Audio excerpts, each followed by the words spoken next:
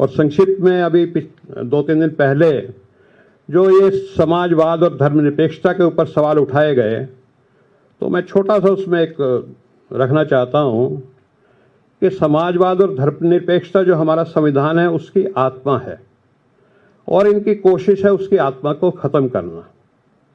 और शहीद आजम भगत सिंह, चंद्रशेखर आज़ाद, अशफाक उल्लाह खान, पंडित राम प्रसाद बिस्मिल, उन्होंने एक संगठन बनाया था जिसका नाम था रिपब्लिकन सोशलिस्ट एसोसिएशन।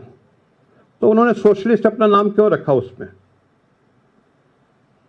क्या वो देश हित में नहीं था? नेताजी सुभाष चंद्र बोस, जो उनका विजन था देश के लिए, उसमें वो नेशनल सोशलिज्म की बात करते थे। राम मनोहर लोहिया, जिनके कंधों में बैठ करके बीजेपी यहाँ तक पहुंची, जिनके साथ अलायंस कर करके और जिनकी पार्टियों के साथ यहाँ तक पहुंची, वो सोशलिस्ट पार्टी थी उनकी।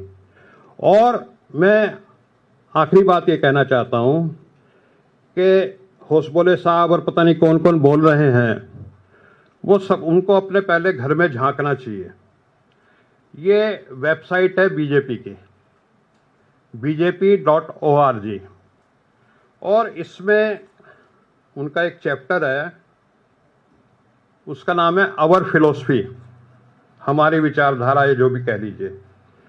और उसमें उन्होंने 5 निष्ठाओं का जिक्र किया है। बहुत अच्छा शब्द है, पंचनिष्ठा। और वो लिखते हैं, in its first convention BJP declared Panchnishthas और 5 guiding principles that would guide its political path. और उसमें जो तीसरी निष्ठा उन्होंने लिखी है वो है commitment to Gandhian socialism, bracket में लिखते हैं Gandhian approach to socio economic issues leading to establishment of a samaras samaj free from exploitation.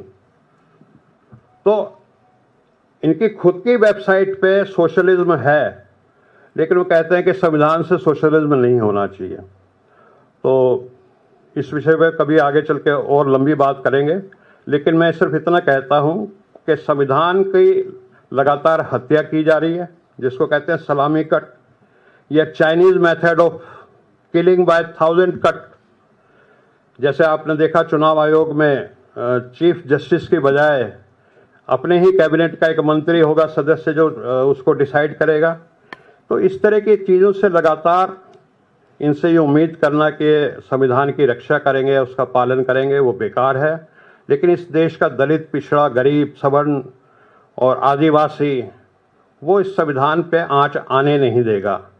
और कांग्रेस पार्टी इस संविधान को ये बिगाड़ने की कोशिश कर रहे हैं, उसको बिगड़ने नहीं देगी। इतना ही कहना है मुझे। धन्यवाद। जय संविधान।